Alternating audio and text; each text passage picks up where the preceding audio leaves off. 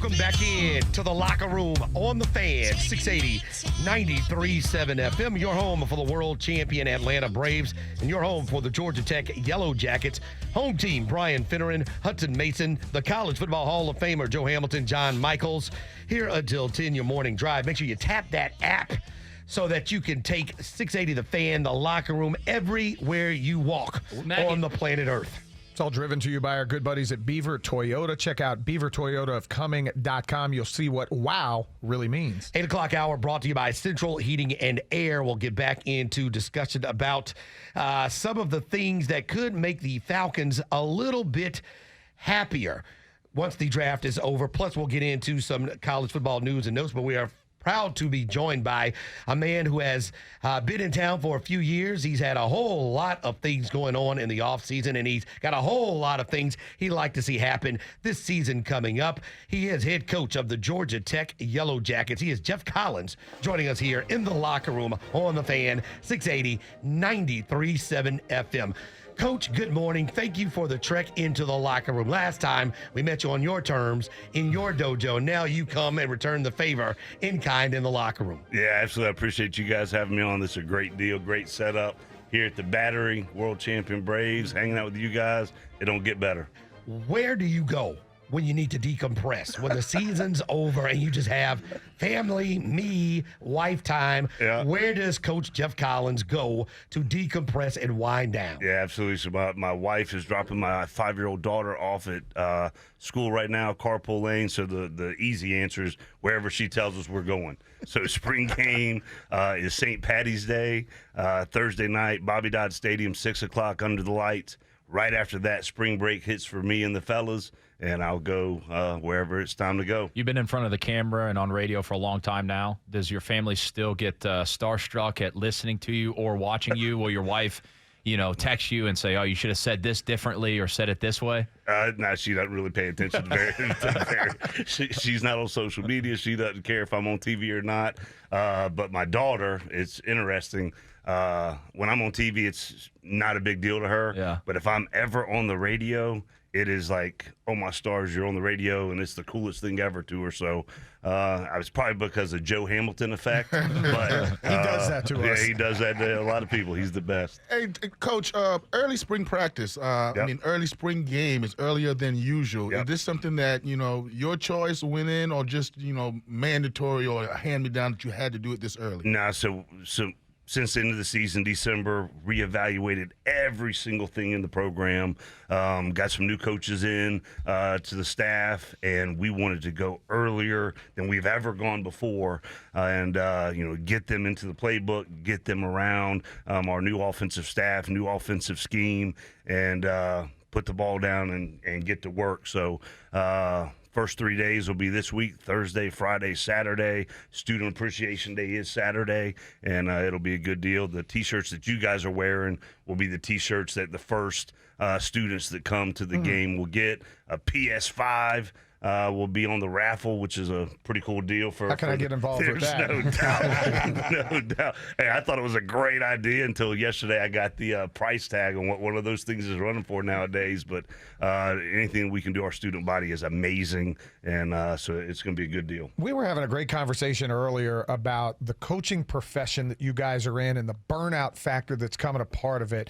You just talked about maybe getting a chance to decompress, doing a bit of vacation. Sure. Do you feel in college that there is becoming a burnout factor, that guys feel they have to outwork each other 15, 16, 18-hour days? I don't know about the burnout factor. I know I'm wired to love what I do and to be around people that I love to be around. And I get excited every single day to wake up and get blessed to do what I do and who I do it with. And we've got some amazing young men in our program. And, our job is to pour our heart and souls into them, their development, put them in a position to be uber successful in life, and then win big on college football Saturdays in the fall. And that's the whole focus right now. Georgia Tech head football coach Geoff Collins joins us here in the locker room. I was thinking about, because I forgot a lot about spring ball when I was playing. It seems like eons ago. What happened? Walk us through like the progression, whether it's pads or helmets or jerseys, the first 3 days. What it looks like for your players? Yeah, absolutely. So they just amended this. So normally it's been you just could wear helmets on the first couple of days. you're mandatory. You have to do that for 3 practices throughout spring, but they're going to allow us to wear spider pads the first 2 days. So Thursday and Friday we'll be in spider pads, and then Saturday we put full pads on and we get after it. A lot of install in those first 2 days, more loose plays because we're not in full pads. So we won't be running counter and power and those kind of deals the first 2 days, but it'll be inside zone, outside zone. And then Saturday we strap it up in its full pads. They'll meet in the mornings, install, go out to practice, do the work. Coaches come in, grade the film. Then in the afternoon, the guys will come back in, have a meeting, review that morning's practice. So the next morning we go install, out to practice again, and then repeat. And then when it's during the week, moving forward all the way up into the spring game on March 17th that evening, the kids all have the same kind of schedule so they can get out at the right time. And then do you do it in the afternoon? No, during we practice in the morning. All morning. It's awesome. Most NFL teams practice in the morning, and they do it for good reason. So we practice in the morning. Our administration has been amazing since we got there to change and adjust some flexibility in our schedule for our guys. So academically, all of their classes are in the afternoon and the evening during spring ball. So most of the scrimmages are on Saturdays. The coaches will digest the film Saturday afternoon and Sunday, have Monday to put that scrimmage tape to bed. Then we crank it back up on Tuesday. And again, that Wednesday is another full day to get a lift in, watch that film, completely review it, and then go install Thursday morning. We are rolling. Georgia Tech head football coach Geoff Collins joining us here in the locker room on the Fan 680 93.7 FM. When last we met, we were down at the indoor facility. Yep. You invited us to practice. We were very appreciative of that because not many coaches allow members of the media to come in and watch practice. And things have changed since the last time we were down there. And, certainly you would like things to go in a different, Absolutely. in a different direction. Yep. How to just start things off, how did we get here? You got here with all of this great energy. Yep. People have bought in. Cities bought in. Yep. The 404 thing really took off. Sure. And now here we are, 3 years later, 3 win seasons. Yep. How do you explain where we are right now, and where do you begin to make the journey to where you want to be? Yeah, just evaluating every single thing in the program and finding ways to get better. Got to imagine some frustration within some of the parts of the fan base. Completely get it. I've been here at Georgia Tech a third of my coaching career, born and raised a Georgia Tech fan. So there's nobody that's more committed. There's nobody that wants to see Georgia Tech rise back to the level that we should be. And every single waking moment, that's the whole thought process. That's the whole focus. I've been blessed. Our administration has been really supportive to be able to help me bring in some guys that can really make a difference in this program. And I hired Chip Long as offensive coordinator, has had a lot of success throughout his coaching career. We're blessed to get him. He's done a tremendous job in a short amount of time. Installing the scheme, installing the mindset with our guys, and excited for him to get on the grass tomorrow with the guys. And then Chris Winkie, the quarterbacks coach, former Heisman Trophy winner, former national champion to coach our quarterbacks, and Travaris Tillman, who played with Joe Ham back in the day to coach our secondary. In the past, we split the secondary up, but hired Travaris Tillman, so it's just one voice in that room coaching our secondary. And then we hired David Turner, one of the most successful defensive line coaches, to be our assistant head coach on defense, run game coordinator, so fired up about him as well. So with all those changes, all those different guys, Yep. which are great personalities, great coaches, great experience, I watch Georgia Tech football, and I'm trying to figure out what is the identity of this football team. Can you tell us what you want it to be on both sides of the ball? Absolutely. A team that plays really, really hard, plays really, really physical, plays together in every phase, working to be the absolute best that they can be. And I think that physical nature, flying around to the football on both sides of the ball, playing together, playing really smart ball, playing really clean ball, that's got to be the hallmark of what we do and how we're doing it. That's the way it was when Joe Ham was playing with Coach O'Leary, and those are the things that we've been building towards. And it's great to have 15 spring practices to get that done. I'm not going to talk too much about last year, Coach, but I do want to ask you, is there any point in the season last year that you thought about taking the headsets as a defensive coordinator? That's where you made your bones. How you coaching the secondary? Sure. Saw some mistakes and be made back in the back end with the two safeties, miscommunication. Sure. Did you ever think about taking the headsets over? So the big thing is evaluating everything, and there's real-time things that are adjusted and evaluated in real time. A lot of things as a head coach that you've got to be involved in. But as we go into December and January, one of the biggest pieces is been my hallmark as a coach my entire career is on the defensive side of the ball. And the addition of Chip Long, Chris Winkie, Mike Daniels as our running backs coach, along with Coach Key, who you played with, and Kerry Dixon, I'm able to get back in that defensive room and be with those guys almost all day, every day for the last 2 months, and just really excited. And I think the guys are excited too. The tweaks and adjustments that we've made on the defensive scheme that fit our personnel and the involvement in all of us is going to be really good. And with that being said, with Coach Chip Long, Coach, is that something that you are telling him that what you want this team to look like, or you letting him install his whole your entire philosophy and you giving the whole entire offense up to him? We went through a whole interview process and talked to a bunch of people and finding guys that are culturally aligned to talk to and that see our personnel, what we can do with our personnel, and the best fit. And at the end of the day, Chip Long's resume, Chip Long's things that he's done schematically, all of those things in the philosophical background that's culturally aligned to what we're building, all the things that I told Brian about, it just resonated very deeply that he was the guy. And again, thanks to our administration for giving us the resources to bring someone of his caliber in. I mean, he was a Broyles Award finalist 2 years ago, and the impact that he's made on our guys in the short term, just fired up to see that on the grass tomorrow and then through 15 practices of spring. Georgia Tech head football coach Geoff Collins joining us here in the locker room on the Fan 680 93.7 FM. I would imagine the human element is for any coach is I've got to win a certain amount of games or, to prove not necessarily my worth or maybe it's bowl eligibility. Maybe I got to get to a certain amount of wins. Maybe you don't discuss that with your team, but do you feel like this year you have to get to a certain threshold, whether that is bowl eligibility, a certain amount of wins or losses, just at where you are in your tenure? Yeah, I think the biggest part is as a competitor, every single day you will wake up and you want to be the absolute best that you can be. And the second you start putting those kind of benchmarks instead of trying to be the absolute best, you want to go into every single season to win every single game. That's what you want to do as a competitor. You want to wake up every single day to win that day, to win that game. So I think anytime you have to worry about those things, I want to be the absolute best that I can be.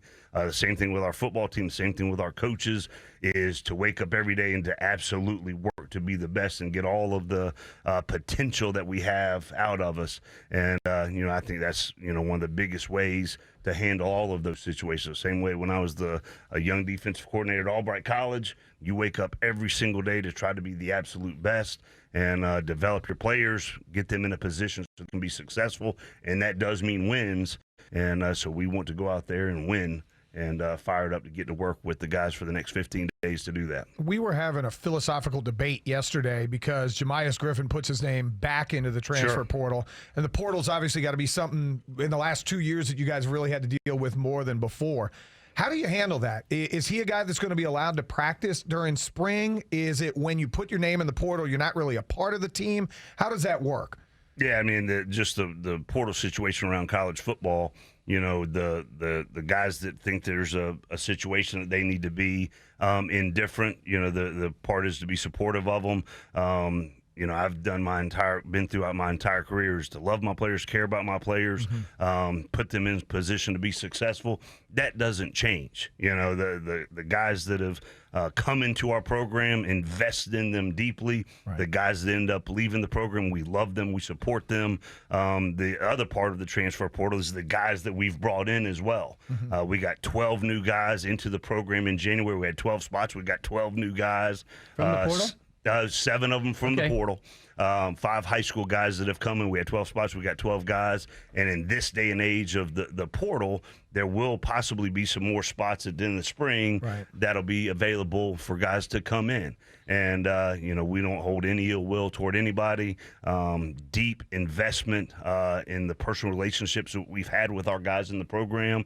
And we love them. We wish them the absolute best, whatever their endeavors may be. Do you continue to re-recruit them? Yeah.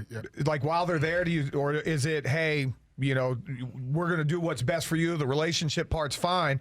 But if you're not part of the team, we can't have you bought in. I don't know if it's a re-recruitment or if it's just educational discussions on pros and cons and those kind of things. Because, again, these are young men that we deeply care about. Sure. Right? And we have relationships with them.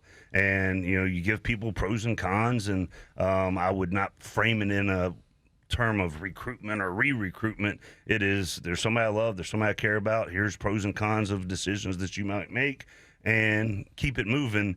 And if they do think that there's another decision, well, then you support them and keep it moving and love them and all those kind of things. Georgia Tech head football coach Geoff Collins joining us here in the locker room on the Fan 680 93.7 FM.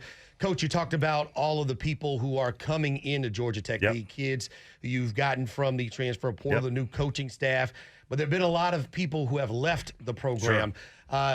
How do you respond to the optics of when some Georgia Tech men, Tashard Choice, running back, made his bones at Georgia Tech, Marco Coleman, a Georgia Tech man, Jahmyr Gibbs, your best, some could argue your best player and recruit, decide that we want to go somewhere else? What do you say to the optics of that and what that says about the program right now? Well, I think, let's just talk Marco Coleman, who's a great player, 14 years in the NFL, one of the finest men I've ever been blessed to know.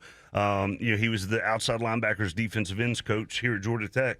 He has a chance to go have the entire defensive line at another institution, at another university. For his career, he thought that was a move. He thought that was a step up.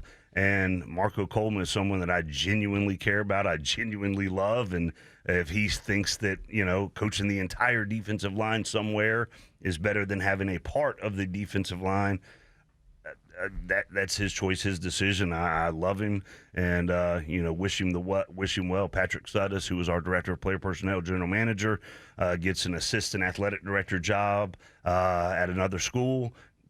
In his career, he wants to be in that athletic department role, and again, support people that move up in the profession. We want people in our organization to have the opportunity to enhance their careers. Obviously, would love for it to be here. But if there are opportunities that they think they can advance with more responsibility somewhere else, then, we support them. So does it feel like at all that when they make those decisions, those personal decisions for their career, that it also says, at least to some people with the optics, that it's not working out here or we're not sure about here? Do you take any of that when people move on? I don't.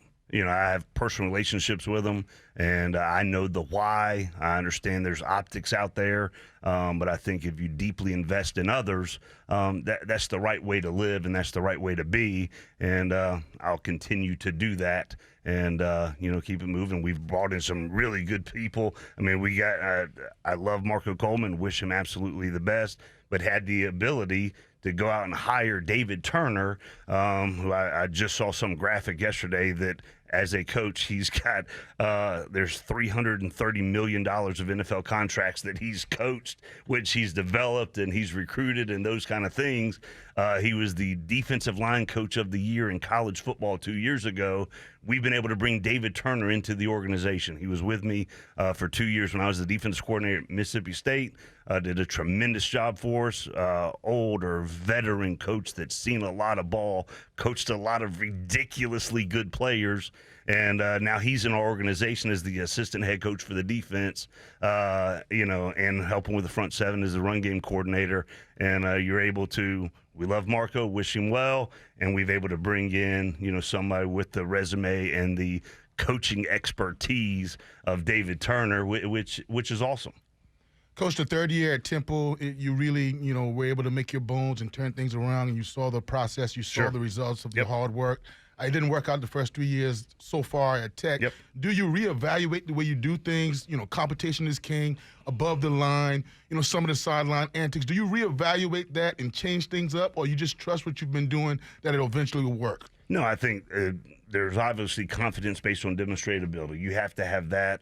What you've done at other places, have confidence in those things and seeing the results at other places. But since December, every single thing that we do, I've put through a microscope. Okay. And that starts first and foremost with myself.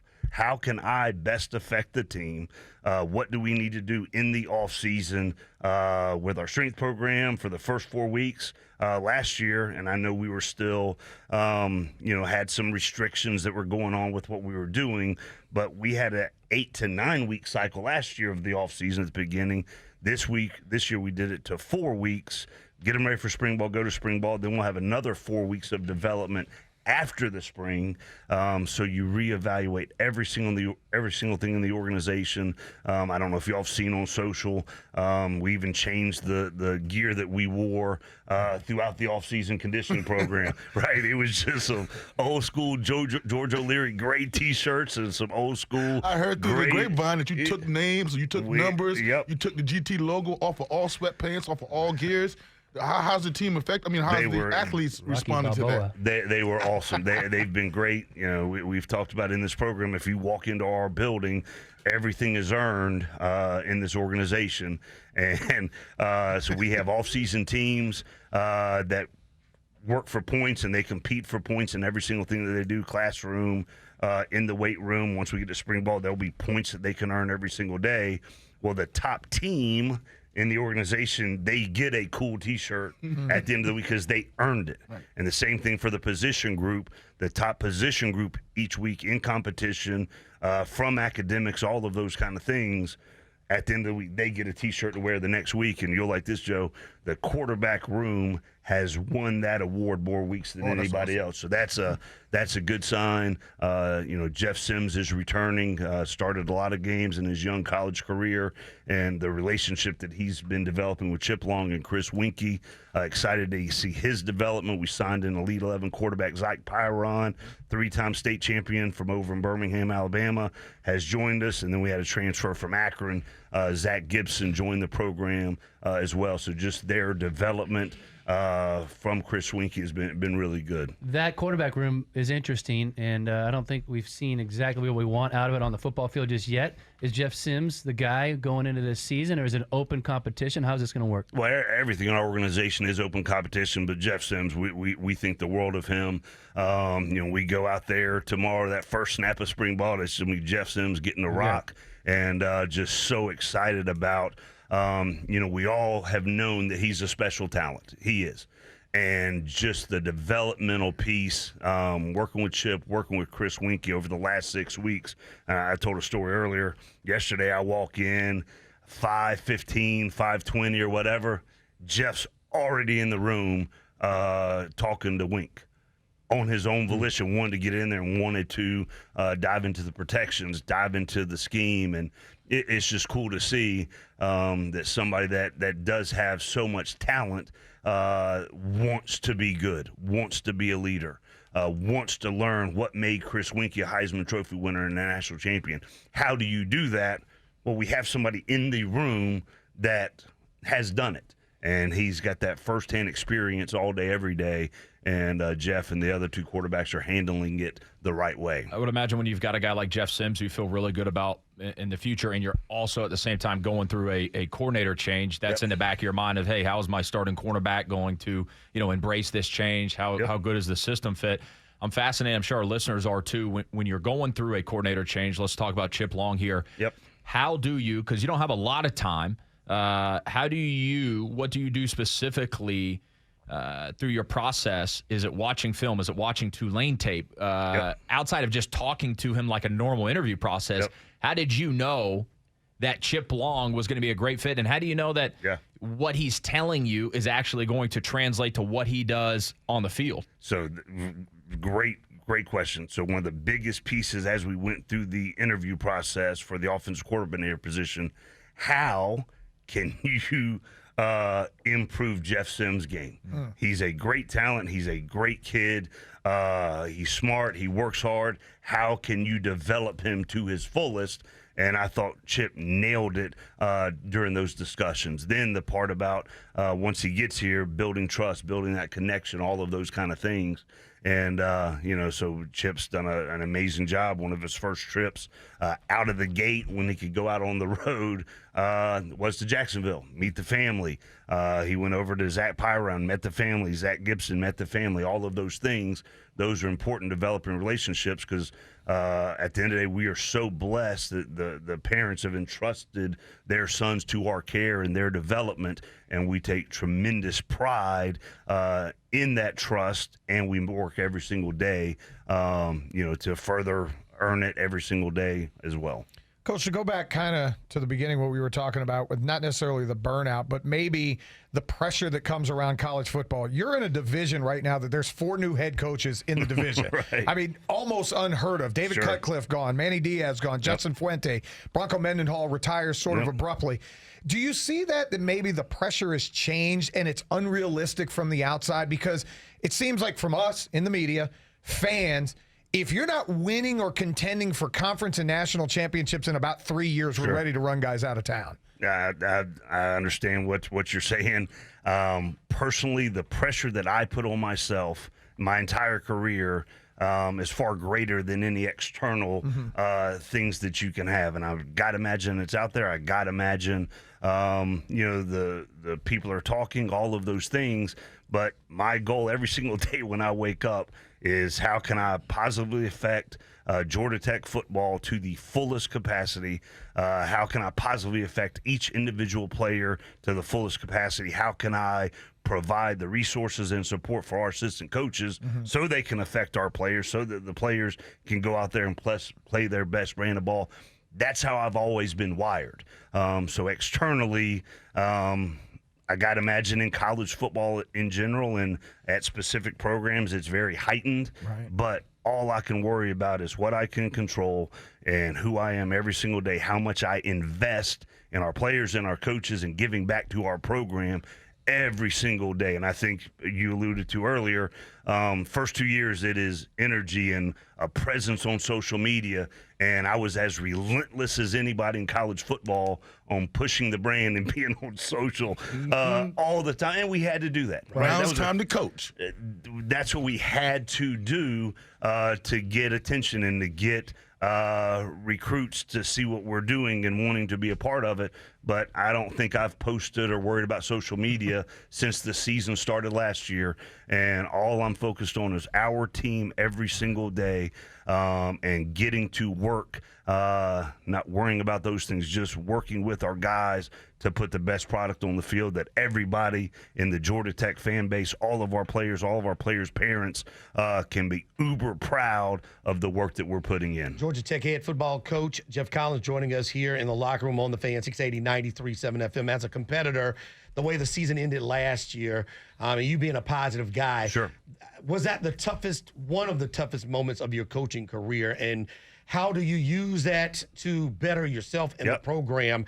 What happened the last 2 games against Notre Dame and Georgia when you lose 100? Yeah, absolutely. And I've had a lot of success in my coaching career. The reason I'm sitting here as the head football coach at Georgia Tech is because I've had so much success and have done a lot of really good things in my career with a lot of really good people.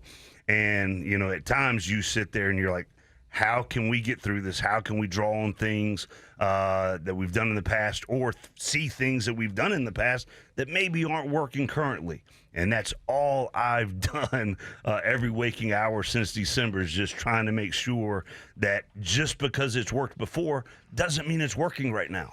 So how can you flip the script and adjust and make changes? And those happen through conversations with the student athlete, with the coaching staff, with mentors, two people. One is George O'Leary, who Joe Ham played for, and Bill Curry. Those two men have been invaluable resources to me, just to bounce ideas off of or just support those kind of things. And I probably don't tell them enough how appreciative I am for their guidance and their counsel and their mentorship. It means the world to me that two men that have done so much in their careers still take the time and love Georgia Tech and care about me enough to give the guidance to help the program. You've been through a lot your first few years at Georgia Tech. Different things have been thrown into. Pandemic hit you. Graduate transfers. Transfer portal's been hotter than ever in both ways. Yep. And now NIL deals. Yep. It's amazing what's going on in college football and the things you've had to handle and navigate in the last 4 or 5 years, whatever it's been. It's just it's amazing. Talk a little bit real quick, your thoughts on NIL, whatever you can say about it. Sure. How much it can benefit the program and how you might use it in the future. Yeah, absolutely. And Simmet Shaw runs our 404 Academy, does a tremendous job in educating our guys. We've got some guys that are really doing really good things in the space. We're one of the teams that had a full deal with TiVo, a full team-wide deal. So the guys' sponsorship, all those kind of things. But there's guys that are really doing well in the marketplace, and being in Atlanta, it's a great location to capitalize on everything that's afforded to them. But I think, Simmet Shaw does a tremendous job within the construct of what the rules are, making sure our guys are educated, doing it the right way, and us as coaches are doing it the right way as well within the rules. Is there anything that you're super passionate about with the game in general? Could be the recruiting calendar, early signing period, going back to normal. Anything that you're super passionate about tweaking or changing in the landscape of college football right now? There's a lot of discussions that we've had as ACC coaches that we get on the Zoom calls and have discussions, and the coaches groups, those kind of things.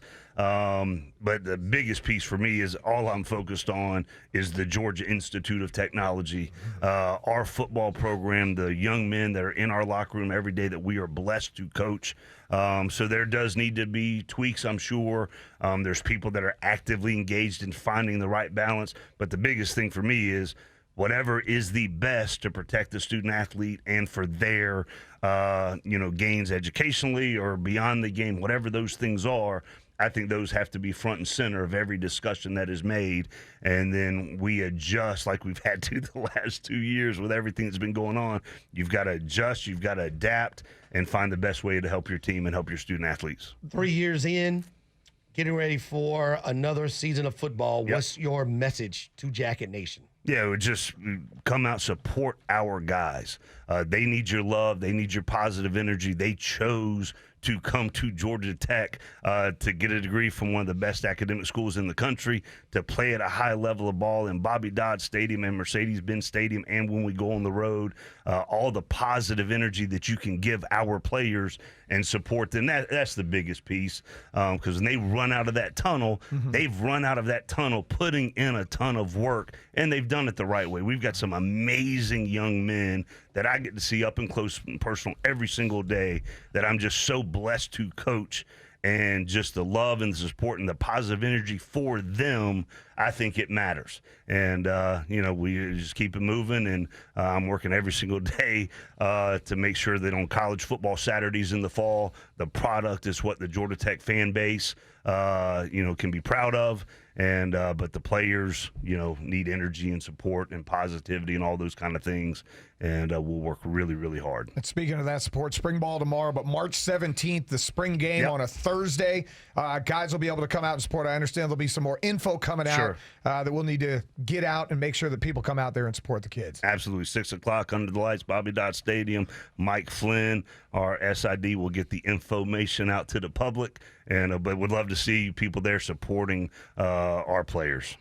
Well, Coach, we certainly thank you for your time. You've had a whole lot going on with yourself personally and with the program over the last few months. We certainly know that you're busy. Today you have a lot of stuff to get done. Spring ball coming up, so everybody's excited. You have a lot of people in town that really are behind you and rooting for you to get things turned around the way you want them. So we wish you good luck, and hopefully we'll have great conversation the next time you stop by the locker room. Absolutely. You guys are welcome anytime. Coach Geoff Collins, head coach of the Georgia Tech Yellow Jackets, joining us here in the locker room on The Fan.